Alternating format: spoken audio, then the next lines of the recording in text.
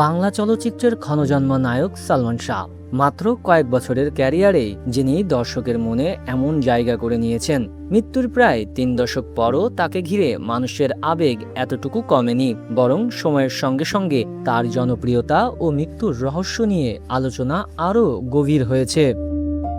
সালমান শাহর সঙ্গে একই পর্দায় অভিনয় করার সুযোগ পেয়েছিলেন ৯০ দশকের চিত্রনায়িকা লিমা। প্রেমযুদ্ধ ও কন্যাদান এই দুটি চলচ্চিত্রে সালমানের নায়িকা ছিলেন তিনি, আর সেই স্মৃতি আজও তার কাছে জীবনের অন্যতম বড় প্রাপ্তি।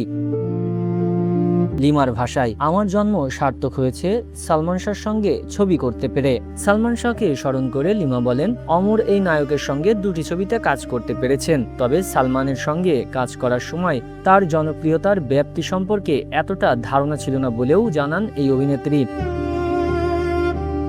লিমা বলেন, সালমানের সঙ্গে যখন তিনি কাজ করেছিলেন তখন তার কাছে সালমান ছিলেন একেবারেই সাধারণ একজন মানুষ, কোনো অহংকার বা বাড়তি প্যাচগোছ ছিল না, খুবই সাদামাটা মনের মানুষ ছিলেন তিনি। ১৯৯৬ সালে ৬ সেপ্টেম্বর সালমান শাহর মৃত্যুর পরই নায়কের জনপ্রিয়তার ব্যাপ্তি নতুন করে উপলব্ধি করেন লিমা। তার দাবি, মৃত্যুর পর দিন বিভিন্ন সংবাদপত্রে সালমানের মৃত্যুর শোক সহ্য করতে না পেরে কয়েকজন তরুণের মৃত্যুর খবর প্রকাশিত হয়েছিল। কোথাও ১৮ জন, আবার কোথাও ২৮ জনের কথা লেখা হয়েছিল বলে উল্লেখ করেন তিনি, তবে এই সংখ্যাগুলোর স্বাধীন যাচাই পাওয়া যায়নি।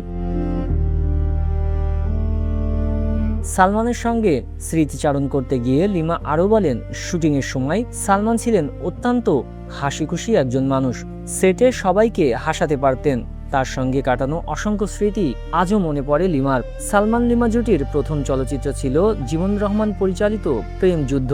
এরপর দেলাওয়ার জাহান ঝন্টু পরিচালিত কন্যাদান চলচ্চিত্রেও তারা একসঙ্গে অভিনয় করেন। চলচ্চিত্র সংক্রান্ত বিভিন্ন পুরনো প্রতিবেদনে এই দুই ছবিতে তাদের জুটির তথ্য পাওয়া যায়। তবে প্রিয় সহশিল্পীর মৃত্যুর এত বছর পরও তার মৃত্যুর প্রকৃত কারণ নিশ্চিত না হয় কষ্ট প্রকাশ করেন লিমা।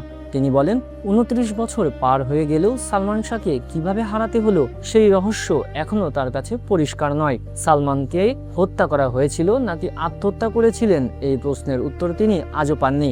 লিমার স্পষ্ট বিশ্বাস, সালমান শাহ আত্মহত্যা করার মতো মানুষ ছিলেন না। তিনি বলেন, সালমানকে তিনি অনেক মিস করেন। তার প্রত্যাশা, যে বা যারা সালমান শাহর মৃত্যুর সঙ্গে জড়িত, তদন্তে সত্যতা পাওয়া গেলে তাকে যেন আইনের আওতায় এনে শাস্তি দেওয়া হয়। সবশেষ প্রিয় সহশিল্পীকে স্মরণ করে লিমার আবেগঘন বার্তা, সালমান তুমি যেখানেই থাকো ভালো থেকো, দোয়া রইল। প্রায় ৩ দশক পেরিয়ে গেলেও সালমান শাহর প্রতি দর্শকদের ভালোবাসা যে আজও অটুট, লিমার এই স্মৃতিচারণ যেন তারই আরেকটি প্রমাণ।